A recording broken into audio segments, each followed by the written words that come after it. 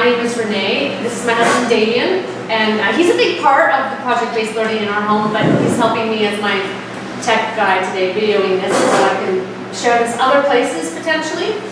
I'm going to ask you a question about yourself to start. I'm going to ask you to think about the things that, welcome, you can grab one of these.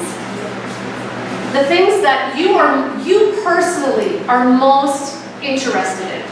The things that you enjoy doing, the things that you like to study, which just would mean like reading on your own, the things that you like to explore. Start by thinking about those things for yourself.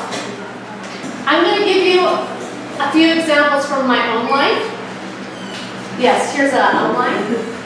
So one of the things that I am personally very interested in right now is I love studying herbs and essential oils and making stuff with those things. So I have these things on my counter at home, these things steeping in jars of vinegar and vodka and making tinctures and all these different things. I really like it. It's really enjoyable. So I research, I try things, I try these things out on my family. I really enjoy doing that. So I do all kinds of things related to that. I'm really interested in that. I want you to think about your own self, the things that you're really interested in doing. We have those things. And I'm asking you to do that because I want you to put your mind in that place of interest and desire and exploration, because that's where learning happens from, and that's where project-based learning comes from.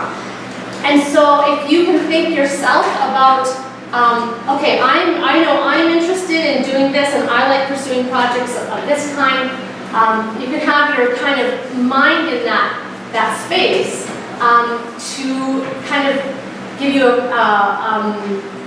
I guess the mindset going into this, how this looks. Okay, so my name is Renee. This is my husband Damien. We've been homeschooling for the entire time of our kids' education, and we have an 18-year-old, a 16-year-old, and a 14-year-old. And my husband Damien is a self-employed computer programmer and web developer, and he does projects for clients all over the world and has his own business projects that he is working on developing. I am a stay-at-home mom, a homemaker, a blogger, and before I became a stay-at-home mom, I did a degree in education at the University of Alberta, but I never taught because our oldest daughter was born a month later after I graduated. So that daughter is now 18, and she just finished high school, homeschooling through high school. And for now, she is self-employed, and she works full-time with my husband, and he serves as her mentor and her guide. Come on in, grab an outline. She also does projects for clients that are all over the world because she works with my husband, and he's teaching her the skills she needs to know as she takes on new work and new challenges. She is particularly interested in the design aspect of this kind of work, and so she's exploring that. Our son is 16, so he's our middle child, and he's an artist. And as of right now, and these plans can change because kids, they change their mind, but he would like to pursue fine art in the entertainment industry. You can find him on Instagram, YouTube, Etsy, where he shares and sells his art. And he has also been working in the construction industry with my father, building with him about once a year. He goes and does building projects. And then our youngest, her name is Brienne, and she's 14. She's just starting the high school this fall. Her interests are predominantly fashion, singing, acting, writing, and media. She also works with my husband as a social media manager for our adventure journaling website, which I will link to that also in those notes.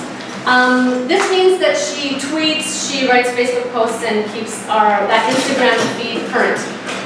So that's just like a little snapshot or in a nutshell of our family.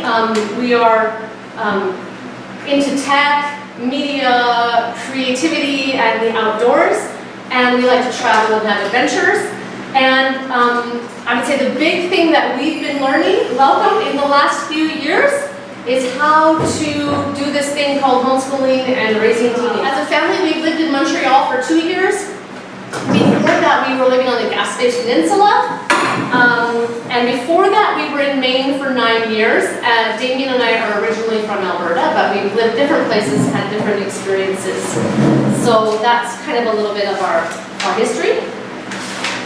So, a disclaimer on my presentation. So, when I was asked to give this presentation, I said I can share what I know. I can share what we do, but like anything, you know, there's no guarantees. There's no, and in something like this, this is not like a checklist necessarily to follow. This is not a script to follow. This is me sharing our personal experience and some strategies and things I've developed along the way. And so I'm going to tell stories of project-based learning in our home. I'm going to give illustrations, you know, from our own life, and I'm going to talk about strategies, tools, and structures for using project-based learning in your home. And I guess the thing, the disclaimer here is there is no formula for this. And it will be uniquely yours. It will be uniquely your children in your own family culture. So the reason that I wanted to introduce who we are is because we have a certain family culture. We have a certain interests in our own family. The dynamic between my husband and I, and the things that we like to do, obviously influences our kids. The same will be in your home, and the projects that your kids do and that you take on as a family will be unique, and that's a gift of homeschooling. That's a benefit of homeschooling. I'm just going to give you my philosophy of education and learning in like a sound bite.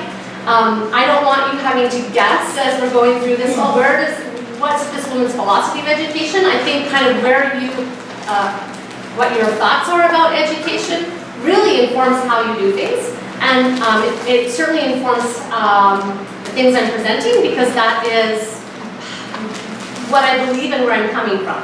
So I don't align myself with any particular philosophy of education. Like a lot of homeschoolers, people will kind of make their own, but I have a mishmash probably of like an unschooling, Charlotte Mason, and leadership education ideologies.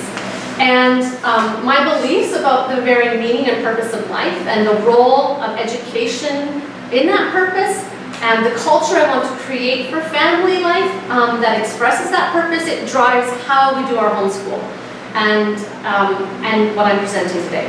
So some of the core principles of my homeschool philosophy are that education is to develop the autonomy of the individual in the context of family, community, and society for the purpose of glorifying God and serving humanity. The best learning is based on a foundation of trust, not fear. Learning's highest aim and primary purpose is to build relationship. To build relationship with self, God, each other, and with knowledge itself. And humans learn best when we are self-motivated.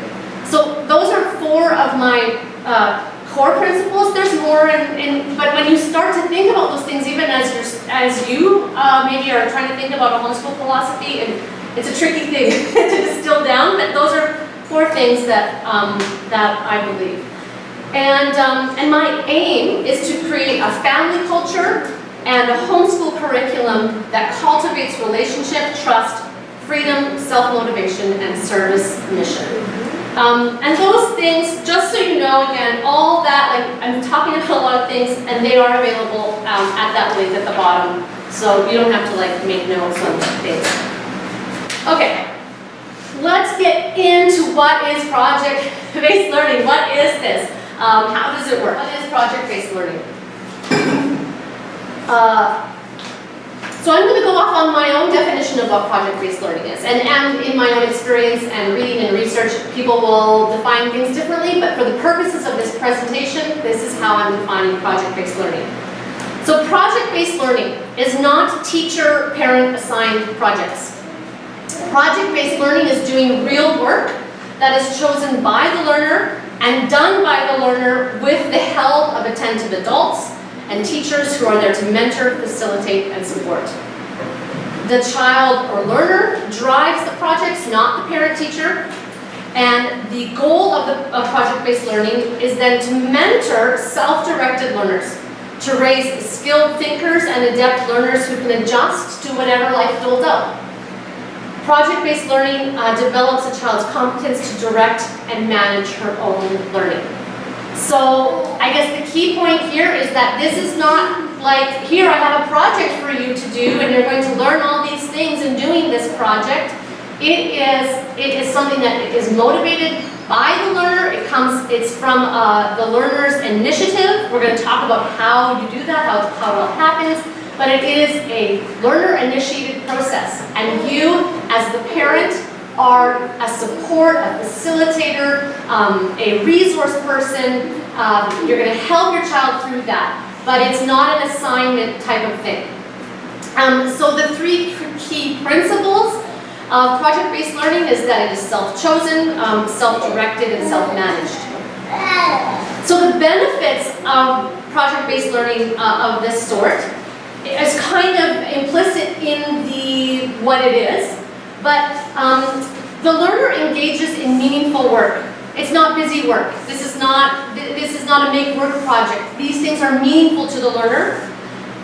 They are investing not just in the topic they are exploring, but they are investing in the process of learning how to learn, learning how to do life. It's all wrapped up in there.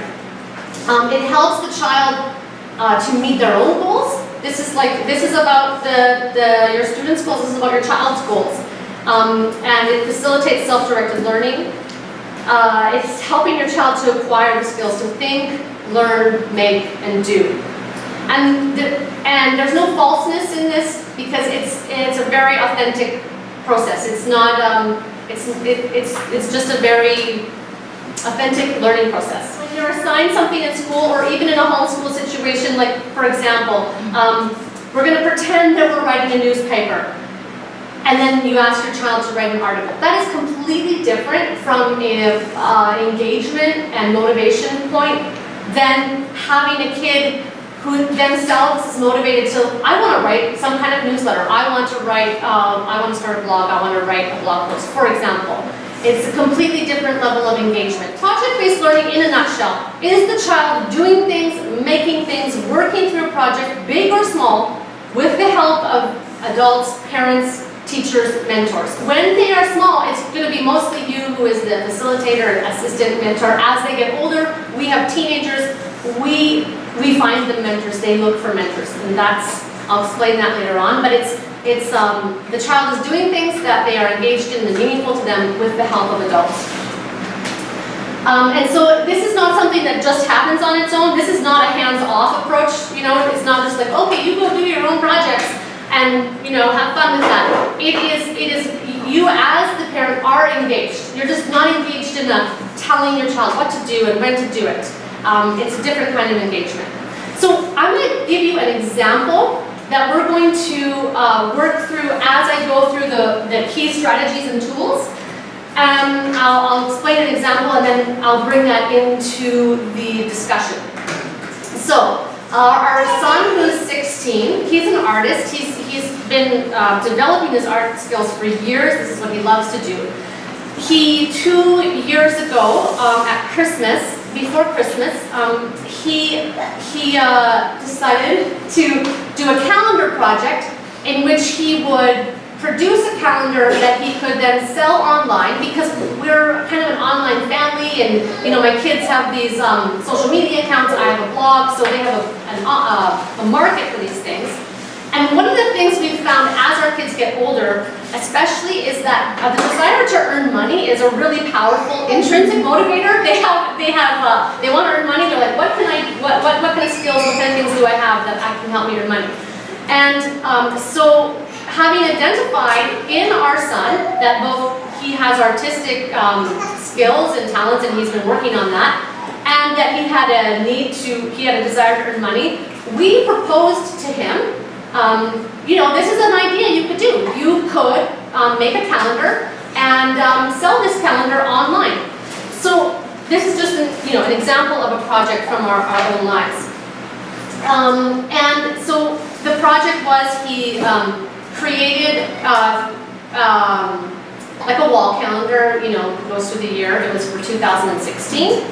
And he sold it online. So all the pieces involved in that, like when you say it, it just sounds like one sentence. But there's like so many pieces involved in that. Our son had recently got a new tool for doing digital art. And he used this project to really develop a lot more skill with that new tool for doing digital art. He realized that, and he's realized this before also in some other projects, that he is not particularly gifted with the management of things and that kind of thing. So he brought his younger sister in to assist with that. So he brought our 14-year-old, she was 12 at the time, to help him with client communications and marketing and kind of keeping track of things, because our youngest daughter's good at that. They had to figure out a lot of things. They had to figure out how and where to print these things, how to set the price, how to do shipping calculations using the Canada Post website. That is a complicated process in itself. Figuring out the sizes and the shapes and the weight. I mean, it was a month-long project probably that consumed a month of his time, and there was all these pieces involved, and the art, the math, the language, because you're communicating with people. So that's kind of a sample project that I'm giving you as just an idea that I'm going to refer back to as we go through this. Okay, key strategies and tools for project-based learning. When I wrote this right up for the talk, I said this is a mindset and a methodology.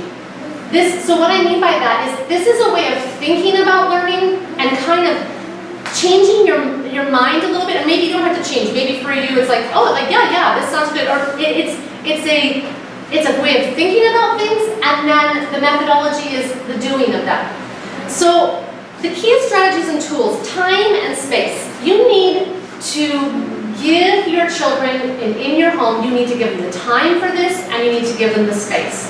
And that's kind of a little bit more of a mindset thing, and also methodology in that you will be enacting it out.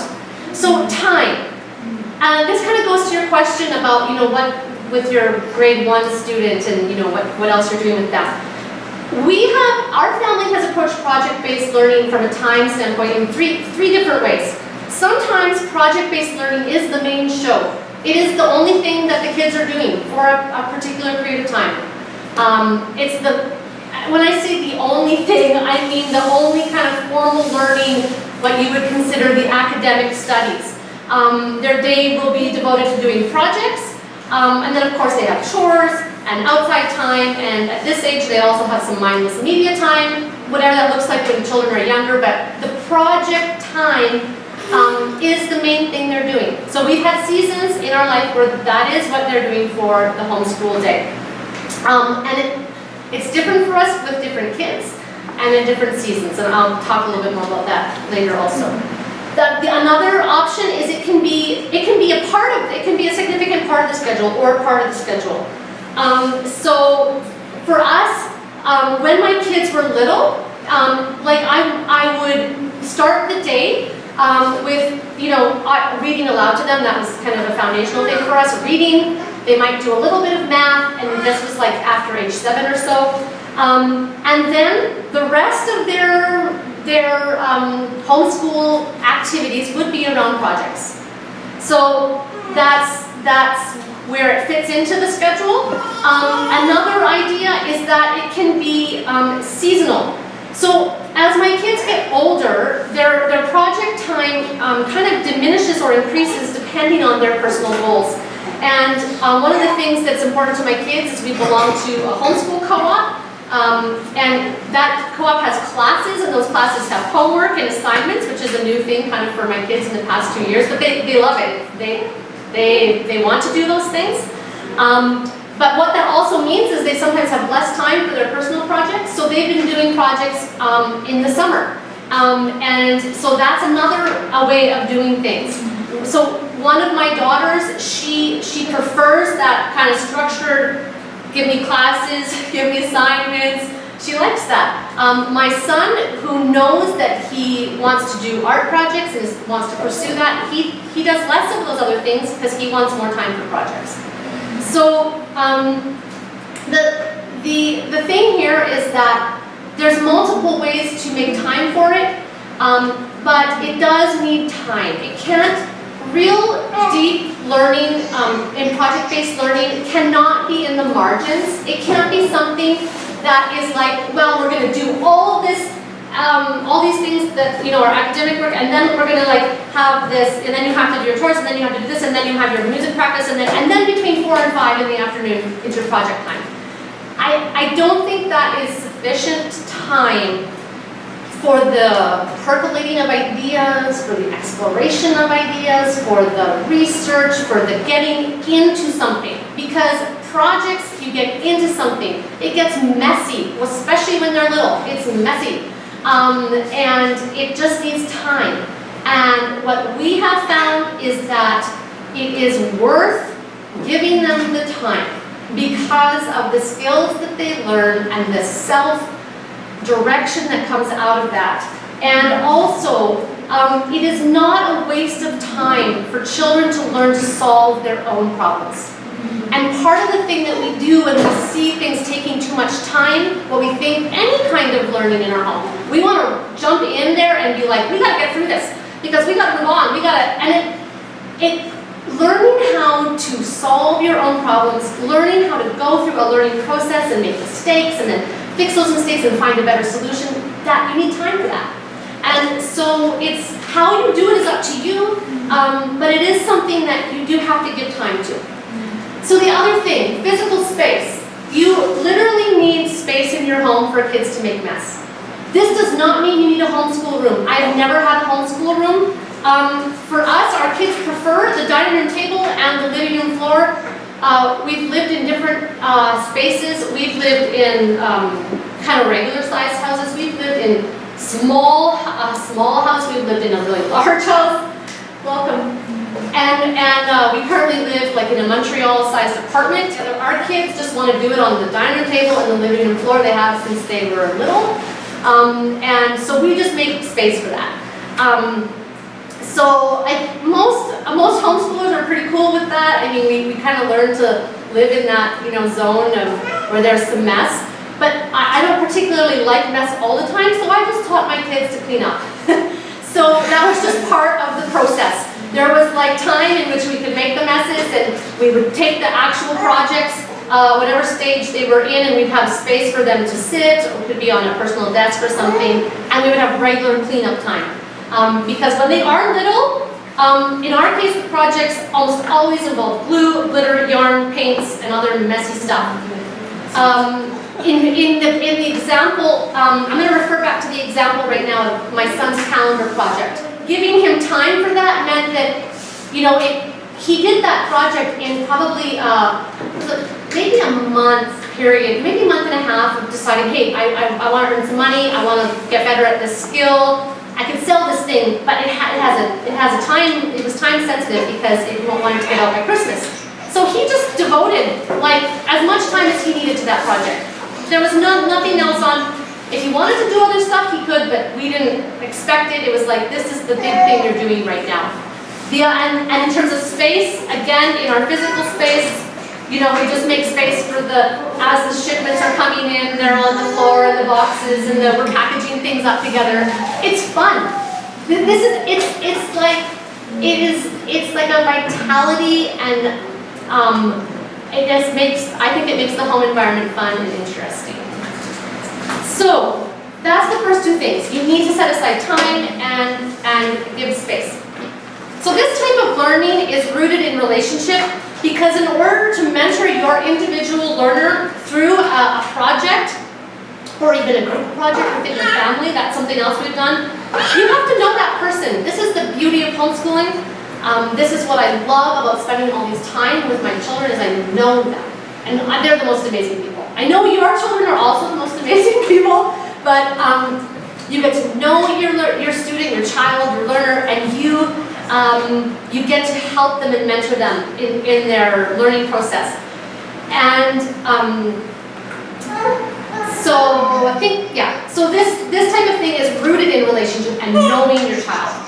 This type of learning and doing projects is also rooted in trust because you don't control the process or the outcome. And it's open-ended. And it evolves and will shift even from what you intend, what your child says that they intend to do. It might shift, it's going to change, it's going to end up being something different. That's because that's life. I mean, we do that all the time in our own lives with our own personal projects. Thinking back to that first question I asked you, the things that interest you when you take on something, when you do a sewing project, when you do a landscaping project, when you build a website, when you start a blog, I mean, there's so many different kinds of things. Things don't always turn out the way you expect them to. In fact, rarely do they. And that's going to happen with your child also. And you have to have a certain trust in the learning process to let those things unfold. And what's going to happen is you're going to learn to trust each other. Your child is going to learn to trust you as a helper, facilitator, someone who's there to guide and help them. You're going to learn to trust in your child in the learning process, and probably, hopefully, I believe you're going to learn to trust in God chiefly. That for me is the big thing we're learning through this journey of homeschooling and living, is that we can trust God in this process. And because it's not in our control. And this is also a learner-motivated process. I guess that fits in with the relationship and trust. And I think I've already touched on that, so that's good enough. I'm going to go back to my example again of Laurent's calendar project in terms of how this is building, how relationship and trust comes into this with him.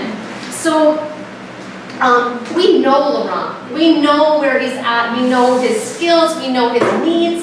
So when we know him, so we can toss ideas out to him and say, we think you could try this thing. You know, have you thought of doing this? When he said, you know, I need to earn some money, we're like, okay, well, you've got this, you've got this skill, you know this, what about doing this? That comes from knowing your child. And then the trust is that we trust that as we help him, it's going to work out as it's supposed to work out, and he trusts us in guiding and leading him because we're working as a team. It's not like us telling him, no, you must do this, and you must do it this way. It is a trust-building process with your child. So when we suggested the project to him, he was willing to do the work. It was his work to do, and he trusted that we would help him to overcome the obstacles, which is coming up further and doing the work. Because that's a big part of it, is how do you overcome the obstacles, and how do you move through those things. So those are the kind of mindset, relationship things of this, the time and space, relationship and trust. Now let's talk about doing the work. What does it look like to do the work? How does this happen? Okay, first of all, project-based learning is an iterative process. This means that it loops around, or projects themselves, at least in our home, they loop around in a design, develop, test pattern. Design is you have the idea, you come up with something. You develop it, you explore it. Your kid makes this, they're going to make, I don't know, a cardboard box castle. This is something my kids did a ton of when they were little. They develop them, they do them. The testing is things don't work out necessarily the way they thought it would. And they go back to the design. They go back to, well, I'm going to reconfigure this. I'm going to actually glue this part on here. I mean, that's in a very hands-on thing. Lego, perfect example of this. Lego, happens in Lego all the time. You have an idea, you make it, you're like, let's just change this. That is a completely iterative process. And the term iterative comes from computational mathematics, computer programming and web development, and it's a word that my husband introduced because he does that in his actual projects with clients in his computer work, and we kind of realized, oh, that's what's happening in our projects at home also. It's kind of this loop. Okay, so observe and record. Hold on, it is warm in here. So. Project-based learning and other student-directed learning doesn't have standardized assessments. It doesn't have, you're not giving tests, worksheets to complete, or having kids submit written work. Their project might involve some kind of written work that you can look at and give them feedback on, but it's not like testing your child.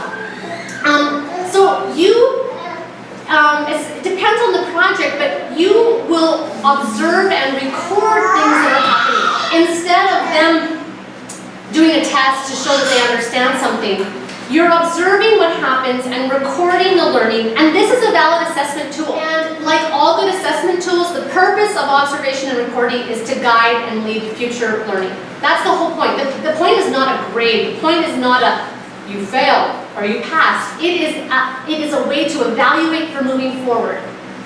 So you're going to be looking for what's going well, what's being learned, and that's going to help you in the next steps of the process and as you're going around that circle of designing and developing and testing. Recording is just making notes of what you observe, and you might want to use these in portfolio assessments. You can even have a log of a project that your child did. You can have they took on this project, and then you write notes as you observe the things that they're learning and doing in case the project does not produce an actual, thing that you can photograph and show as evidence. Honestly, I don't record so much, okay? I'm not as good at that, but for some people who really want to kind of look back and see, oh yeah, they're learning this is happening, it can help you. Yes? I have a question. Yes. Because the school board, they ask to see what the child is learning. Yeah. Well, they want to see if the child is really learning Yes. something. So we need to bring a portfolio Right. or something. Right. What do you... So, I have to be honest, I have not dealt with school boards. Oh, okay. But I think that through the recording process, that's part of it. Yeah. Because so you are doing a journal. written. Yes, exactly. So you bring your journal Yeah. to Yeah. your notes, your personal Yes. notes to the school board. Yes. Yeah, that's what I would suggest. That's the point of it's a type of assessment. Yeah. And you could include pictures of the things that the kids did, pictures of them doing it, and as I go on here, you will have other note taking, especially as the kids get older, to show different types of learning. Okay, so inspirational activities. This is a key piece of project-based learning because projects don't come out of thin air. Kids need to see stuff, they need to experience the world. And some kids, ideas come from seeing other things and being inspired. So this is always a part of the process. Expose kids to books, have conversations, travel, adventure, listen to good music, good media and technology, do stuff together. I mean, you know the drill. There's just expose your kids to different things. Show them cool things being done in the world. Talk about the things that you have noticed in your own world. Invite them into your own projects sometimes. The things that you are fascinated, the things that you love doing, gardening or invite them into those things. Those aren't necessarily their own projects, but it invites them in and gets them thinking, oh yeah, I might want to do this thing. Okay, resources. Provide the best quality resources you can for the doing of projects. So we all have something different to give to our kids, and we all have different financial means. I completely understand that. And so it's not like you can just give them everything out there. But you can think about resources in a broader context. What is available in your home right now? What is available digitally? There's a lot of things available digitally now. What's available in your community? This includes libraries and museums and just the things that are in your community, and then the world at large. And so when you think about, let's say, a hands-on art kind of project, my kids did so many crafts and arts when they were little. We tried to give them the best quality materials that we could afford for them to work with, just as an example. And as they got older and more interested in certain things, and they could start earning their own money, they started investing also in their materials, because quality materials help you produce quality things. So, research and play. So often, before our kids will take on a project or a goal, they spend time researching something. They have been exposed to an idea, and they're curious about that thing, so they read, they watch, they discover, they're taking in information. And this has to be a part of the process. It will happen in both the before you take on a project, and it happens during. This is the thing about the time. You need to have time. As much as possible, you don't put deadlines on projects unless there's an actual deadline. Like, we got to get those calendars out by December 10th in order for them to get there by Christmas.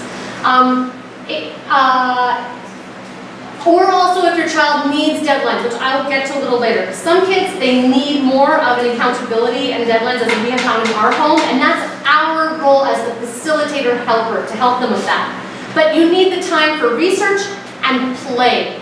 And that's the foundational thing, I think, for this. Like, when your children are little, it's about a lot of play.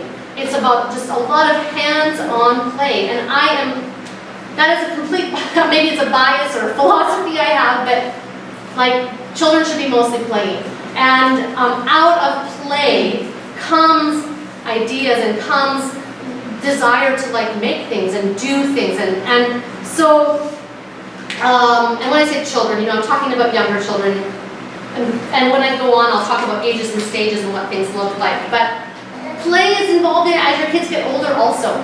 It looks different, but it's part of the research aspect. Okay, so meetings and interviews. This is a key piece of finding out what's going on with your child when they're getting older and you don't always see the progress, and also even with younger children, it just looks a little more informal. Meetings are going to be very informal, and they won't even necessarily recognize them as meetings. You're just talking to your kids. They're like, what are you interested in doing? What kind of help do you need from me? Okay, well, let's go get that thing. Let's make that thing. It's a very kind of informal process. As your kids get older, we've kind of formalized that process of checking in with our kids with a meeting, and it's for accountability on their part, to be accountable to you in the learning, because we're there to help them, and we have to kind of know where they're at. And then with that accountability comes our support. So what we do with our kids now, and have since they were probably like 12 or so, we meet with them on a regular basis to check in with their studies. In general, because our kids do more things than just projects, they're involved in lessons and classes and different things.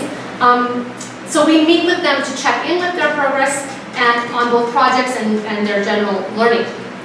And we ask a variation of questions taken from real-world project management, things that Damien has brought into our home as working in projects. And so the questions, the real-world management questions are, what did you do yesterday? What will you do today? And are there any impediments in your way or roadblocks?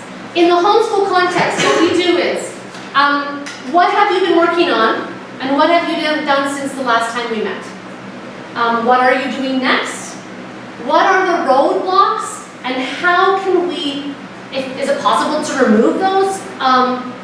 Move past them or through them? Most times you can't really remove things unless the child hasn't seen something from a certain perspective. But this point is, how can we help?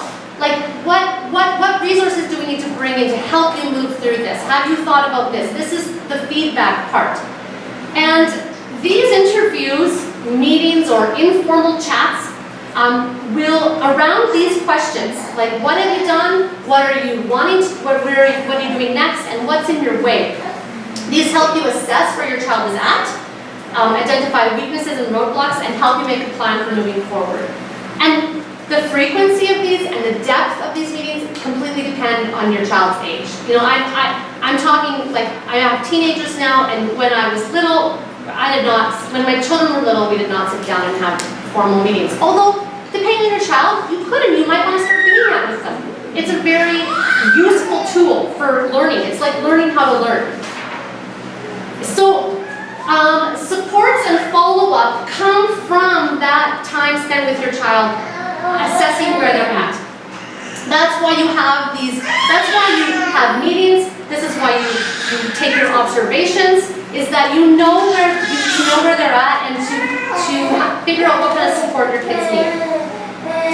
And so a lot of projects in a homeschool environment or in life in general, they need support and inputs from multiple places. It's collaborative. This is not something your child just goes and does on their own and, oh, it's self-directed because they're just on their own. That's not it at all. It's collaborative. They need your assistance as an adult.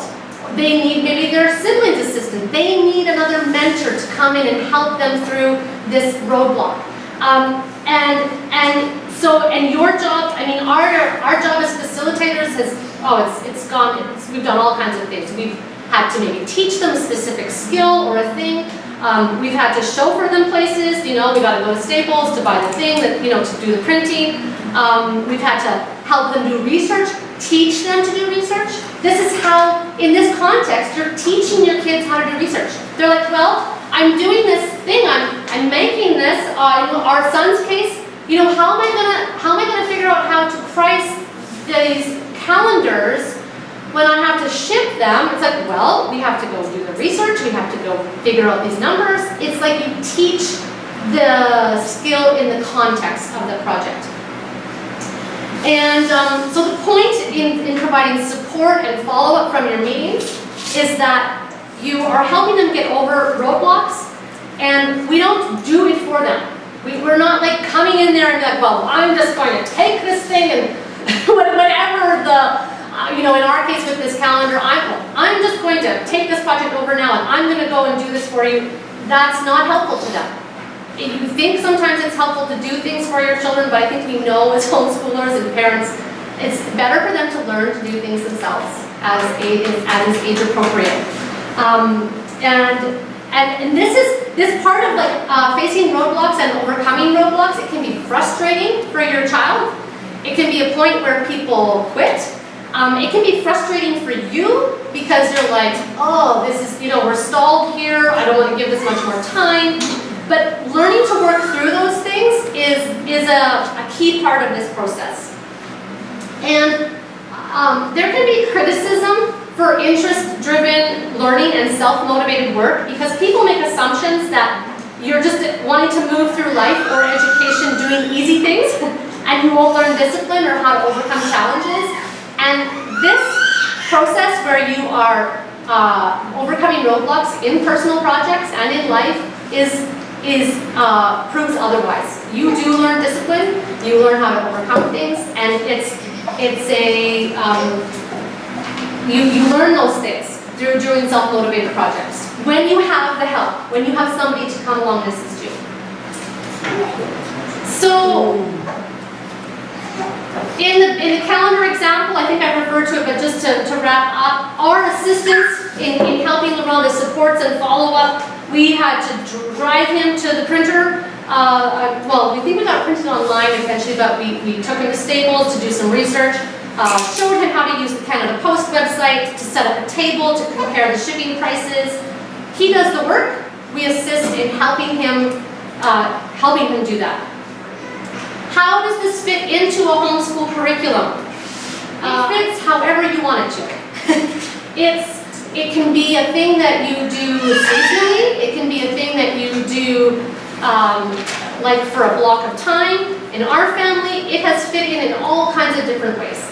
Project-based learning is not the only thing that we do. Our kids, from the time they were little, have had like some amount of math practice and learning to read and that kind of thing. So we've done some of those things with them, but a lot of their learning has been projects. And as they get older, they choose to take on I guess I'm jumping into the next one, so I'll just go there. What it looks like through the ages and stages. So I'm going to use the phases of learning from the leadership model. I meant to bring my book. It's a book by Oliver and Rachel DeMille. Leadership Education. There is a link to it on my download. They talk about the phases of learning as a core phase, which is from age 0 to 8. Love of learning, which is approximately age 8 to 12. Scholar, which is 12 to 16. And depth, which is 16 to 22. In that core phase, in that childhood phase from 0 to 8, project-based learning looks like play. Your kids are building and crafting. They are making stuff in the backyard. They are mucking around. Lots of Legos, cardboard, fabric, glue. I mean, it depends on your family, it depends on your kid. Maybe it's musical projects. It's really hands-on. It's very play-orientated. During love of learning, so this would be like elementary age, ages 8 to 12. It's more play. It's a continuation of play. They take on short projects that have their attention span is growing longer, and their ability to follow through on things for a longer period increases. Still often very hands-on and making things in the real world. I know we are living in a digital age, and so younger kids now are more involved digitally, but during this time, there's just a lot of hands-on still, real world. Oh, and I'll give you examples as we go down, but you know, the things kids make. During Scholar, so like ages 12 to 16, this is kind of like junior high, early high school. They're probably going to take on more group projects because you realize that you can't do things in isolation. This is life. We do this in life all the time. And they will take on, at least in our case, our kids will take on assigned projects as a way to meet personal goals. What I mean by that is like, the important thing and definition for me in project-based learning is that it is learner and motivated, it is self-chosen, it is self-directed, it is about the learner identifying a need or an interest in exploring that. As we get older, we will accept, as a person interested in something, we will accept an outside assignment, an outside project to meet our own needs. And so that also starts to happen. And your kids start to seek mentors and teachers to help them choose and complete projects. And technology, at least in our house, becomes more part of these things. Digital projects become more prevalent. During the depth phase, so we have 2 children now in depth phase. We have 1 in Scholar phase. Students, learners, children will take on more income earning projects. This becomes important at this stage. And they readily, and I say readily, if your children have felt like their learning has been self-directed and there's a trust and a relationship with your child, they will readily accept the direction of mentors, teachers, and things to help them with projects, to help them get to their goals. They are like, they trust you to help them, they know what they're starting to know what they want, and they are going to seek help to get that. And also in this phase, launching and establishing your adult life is the project. We're finding that that's kind of the big project, is like helping our kids kind of launch. Troubleshooting. 2 main issues. My kid isn't motivated or doesn't know what to do. They're like, I don't want to do anything. You're like, you know, that can happen. So when you encounter that, go back to the key strategies and tools. Are you giving enough time for this process? Have you really given time for it? Do they have space? Do they have access to things, resources? I guess that's in doing the work. Have you worked, is your relationship with them good? I mean, I personally think that relationship with our children is like the key thing. So if I'm having something going on in my relationship with my child, we have to work on that first. So those are like, go back to key strategies and tools and assess where you're at with that. Do you trust the process? You know, you could be in a place where you're like, can I trust this? I have the experience to say yes, but that's in my own experience. I trust the learning process. I trust that my children are wired by God, created by God, designed by God to know, learn, grow, develop. It's wired in them. And my job is to help and mentor and facilitate and guide and lead as God directs us and as He helps us.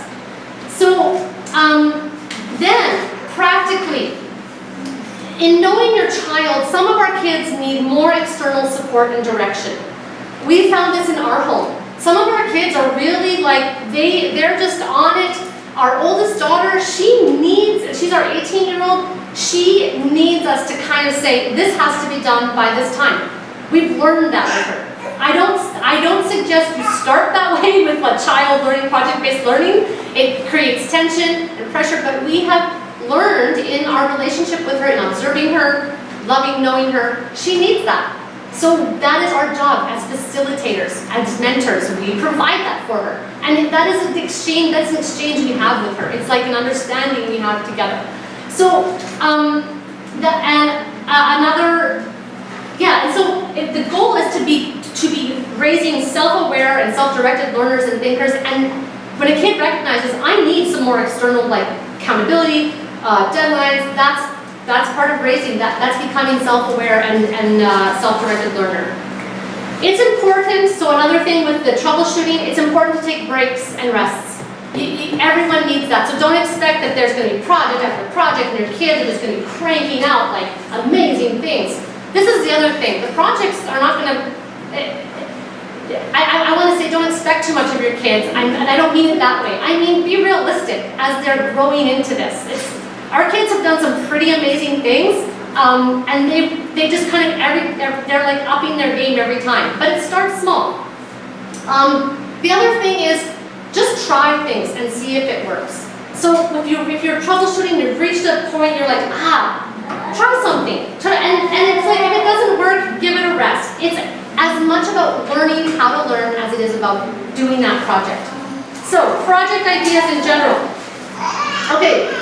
Musical and theatrical productions, video games and animation, computer programming and web design, blogs, podcasts, other web content publishing, parties, events. Planning a party and event is a project.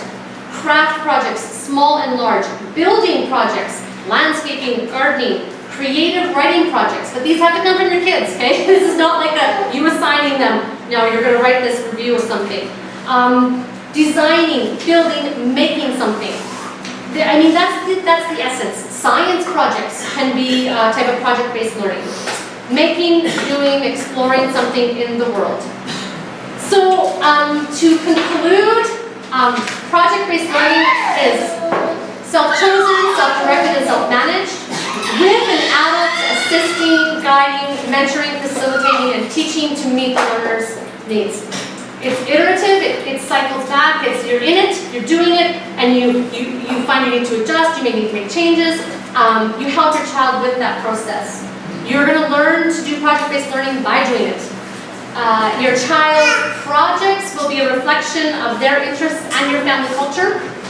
And project-based learning is a mindset and a methodology for lifelong learning. And that's